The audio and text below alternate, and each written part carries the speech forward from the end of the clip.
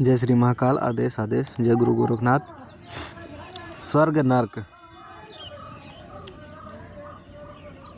अवघड़नाथ बोले गुरुदेव, स्वर्ग नर्क, पाप पुण्य और मोक्ष क्या चीज़ है और कर्म कहाँ रहता है? गोरख गुरु बोले, बेटा अवघड़नाथ, तेरे प्रश्न अज्ञानता से भरा हुआ है। पाप पुण्य, स्वर्ग नर्क आदि का है क्या है? सो तुम माया भ्रम और अज्ञान से कल्पना समझकर ऐसा प्रश्न कर रहे हो जो वास्तव में है ही नहीं।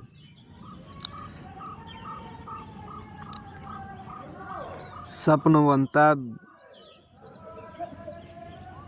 विवेचन के योग है। ये सब अज्ञान स्वरूप है, तो वह किस कर्म से उत्पन्न होता है, यह सब जानने से अज्ञान का पता चलता है, तभी उससे बचा जा सकता है। अज्ञान का नाश हुए बिना मोक्ष स्वरूप समझ में नहीं आता है और बिना समझे उसकी प्राप्ति नहीं होती।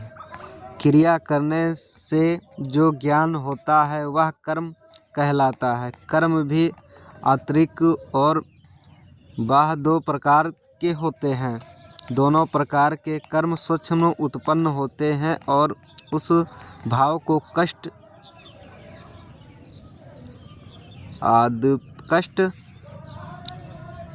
कहते हैं।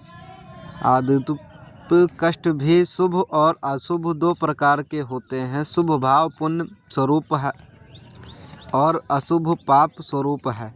पुण्य सुख रूप है स्वर्ग और पाप दुख रूप नरक है।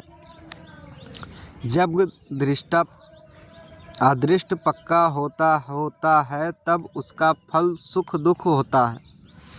इस ज्ञान में मुक्त होकर अपने अज्ञ स्वरूप में टिक जाने का नाम ही मोक्ष है। पाप पुण्य कोई स्थूल वस्तु नहीं है। स्थूल के संबंध में ज्ञान अज्ञान के कारण रोग देश शीत उठा हुआ है। सूक्ष्म भाव ही पाप पुण्य है। यदि यह भाव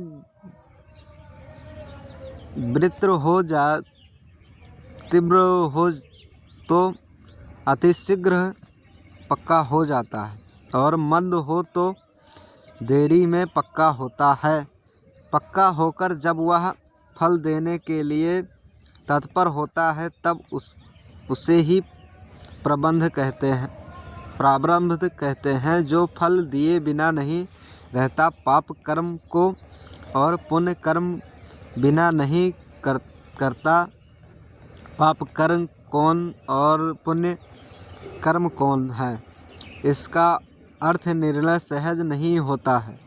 समान रूप में से ही कौन सा पाप कर्म और कौन सा पुण्य कर्म जाना जा सकता है। अगर आप पुण्य मात्र स्थूल कार्य हो तो उसे ऐसा निर्णय हो, परंतु वह तो सूक्ष्म भाव स्वरूप है। इसलिए अर्थात निर्णय देश काल की स्थिति योग्यता समर्थ सहित लोक सम्मानित और शास्त्रवक के अंतकरण के शुद्ध भाव के अनुसार होता है। शास्त्र में अमुक काम को पाप और अमुक कार्य को पुण्य कहते हैं। कभी कभी शास्त्र वाक्य के विरुद्ध भी फल की प्राप्ति होती है। देश काल के विपरीत शास्त्र वाक्य ग्रहण करना भारी भूल है।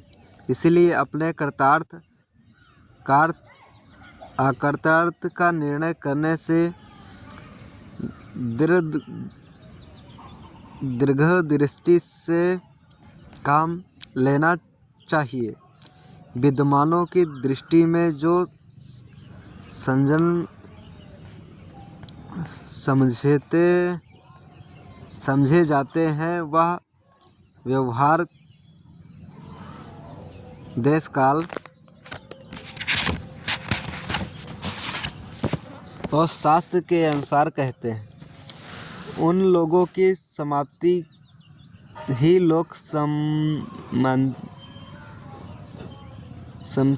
लोगों की सम्मति और शुद्ध अंतःकरण है।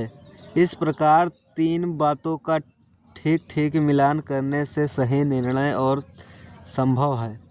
जैसे शास्त्र ने आज्ञा दी है, माता पिता और गुरु की सेवा करो, उनकी आज्ञा का उल्लंघन करने से भयंकर पाप लगता है।